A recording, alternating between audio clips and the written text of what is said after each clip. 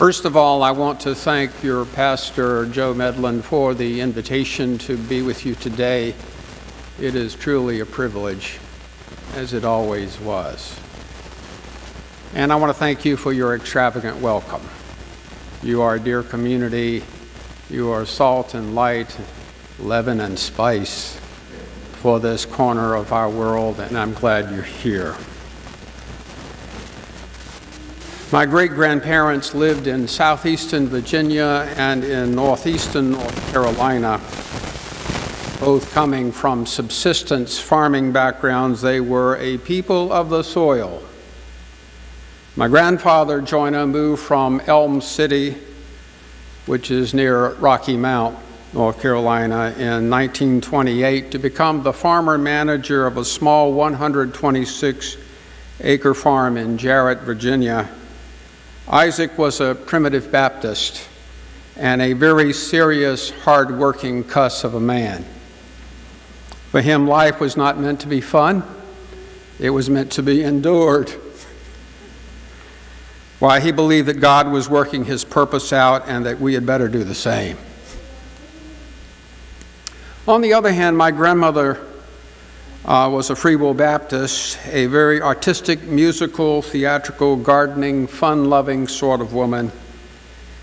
For Murdy, life was to be enjoyed, celebrated. She believed that when God created the world, she was playing around. Now, the language and setting of the gospel story of Mary and Martha are reminiscent of the social customs of an ancient hospitality generally understood in that world to refer to kindness shown to strangers. And the constant social context in ancient hospitality scenes appears to be travel. Hospitality was a highly valued and presumably widely practiced custom among pagans, Jews, and eventually Christians and Muslims. Hosts were expected to provide food, shelter, water, amenities, and protection to these traveling strangers. Now, in today's Genesis story, from where Abraham offers hospitality to strangers by the oaks of Mamre, we can't help but notice that Sarah and her servants are the ones doing all the work. Hospitality was, of course, a core Hebrew value, and Abraham's welcome to his three visitors leads to all sorts of blessings for him and for Sarah and their descendants.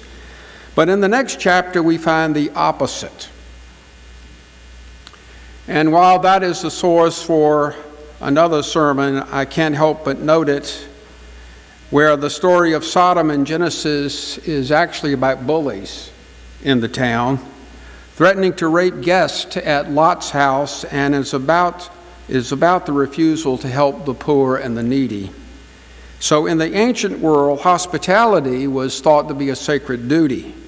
And the story of Sodom was about abuse and injustice, not same-sex love. And do not let white nationalist Christians or biblical fundamentalists tell you otherwise.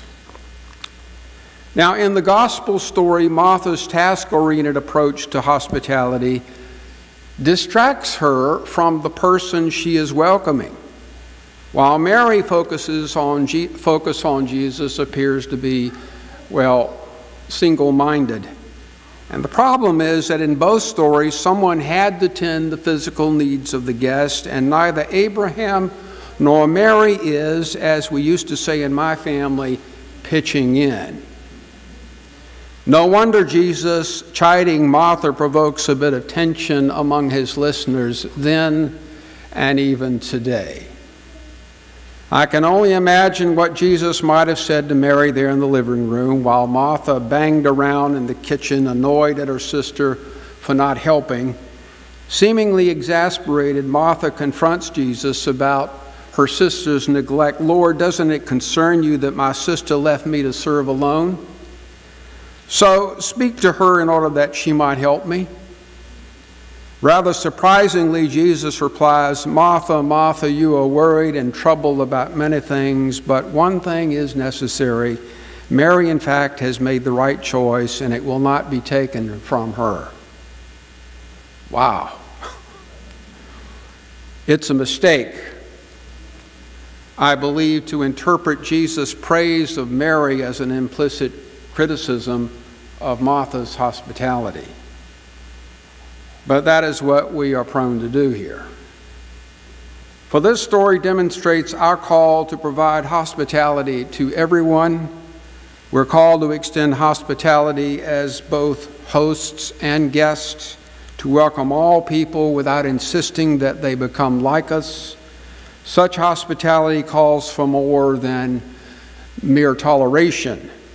The way of Jesus challenges us to engage and to interact with others, whether they are guests, whether we are guest or host. There is another motif running alongside the theme of hospitality. Yes, Martha, the host, has busied herself caring for her guest and exemplifies ideal hospitality, I think. She represents the active life. But Mary, on the other hand, represents the contemplative life. She sits at the feet of Jesus as student and listens and learns. Both the active life and the contemplative life are needed, I think. To choose one over the other can create a false dichotomy.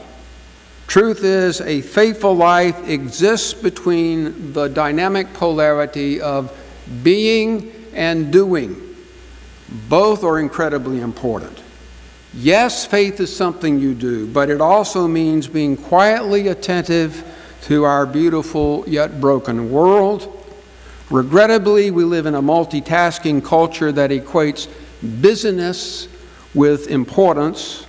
A long to-do list, especially when it's finally completed, gives us a sense of satisfaction, perhaps even security, at least until we start on the next list.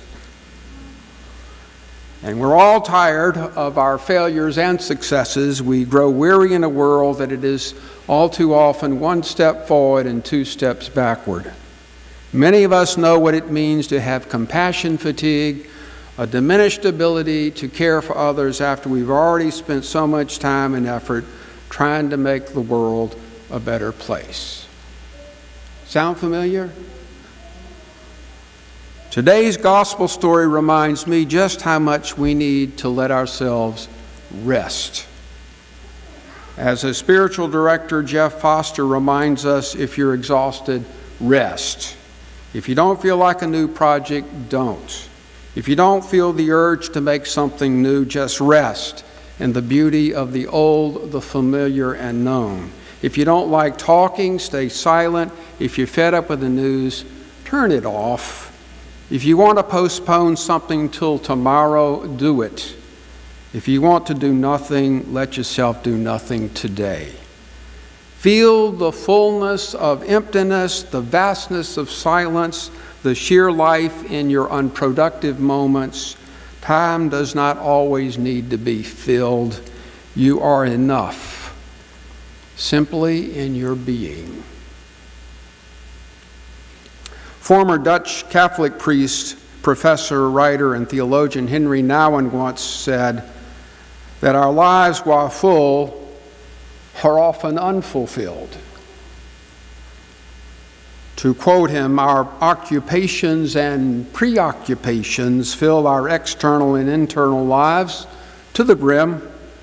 They prevent the Spirit of God from breathing freely in us and thus renewing our lives.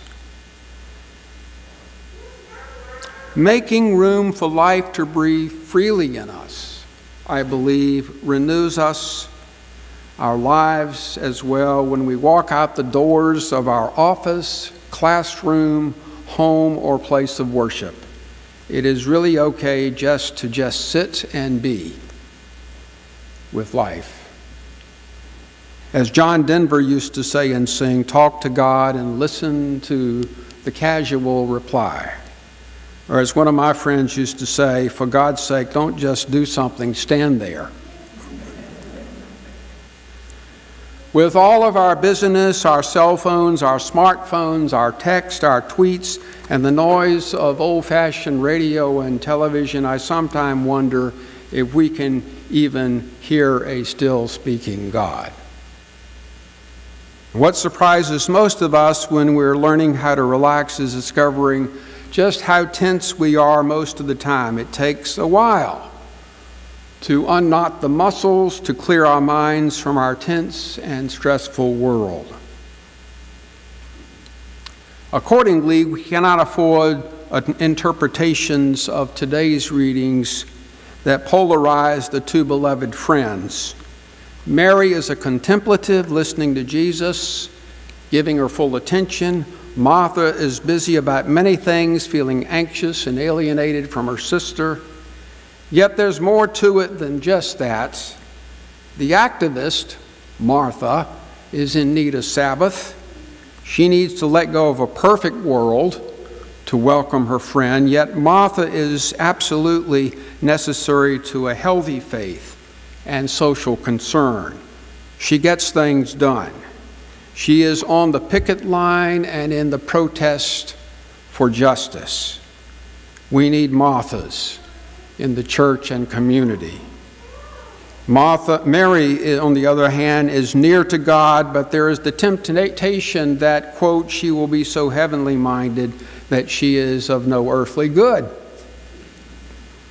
We mustn't ever forget that a faith without works being alone is dead, but we can ill afford to forget that a faith with only works is like a cut flower severed from the source of life in which we have our being and our doing. As the South African bishop and theologian Desmond Tutu once put it, God cannot do it without us, and we cannot do it without God. So you see, Mary and Martha together represent a holistic spirituality.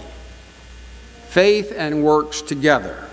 Faithful spirituality embodies daily lives with holiness, and committed works brings holiness to our social and personal relationships. We need to nurture Mary within the busy Marthas and encourage Martha to come forth in the contemplative Marys. Justice and earth care require prayer and action, and the willingness to hear the cries of the poor and to sacrifice for the well-being of all of creation. The danger of this story is its invitation to what is better, to pit one expression of belief, discipleship, of service, of vocation against the other. To favor Mary is to say that Jesus discounts what we can do to make our world a better place. And to favor Martha would be to say that what we do is all that matters. Clearly both matter. And the story cannot be about who is better or what is better. It is not about which is better, because service and learning are both hallmarks of the message of Jesus. And the story of Mary and Martha points to the interplay of spirituality and service, contemplation and action. Both are important, but Jesus implies that relationships always trump propriety and perfectionism.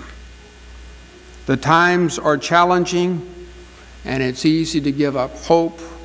Transforming and healing the earth requires marathon endurance and is not a one-time sprint.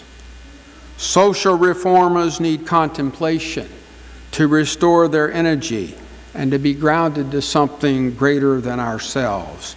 And contemplatives need community transformation and social justice to make heaven here and now.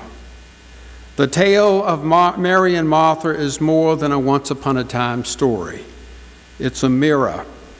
It's a mirror for our time and circumstance. And the question for you and me is, where do we see ourselves in this story? My grandparents had been deceased long ago, and the farm auctioned and sold. But that portrait of time and place and relationship continue to hold a place in my heart with an incredible lesson on being and doing. Thanks be to God that life-changing work continues for you and for me, for our faith community, and for our world. Well, I've been told that the passing of the peace has taken on a little bit of a twist in the pandemic time, but I encourage you to turn and acknowledge one another at this time, if you would, before we have the benediction.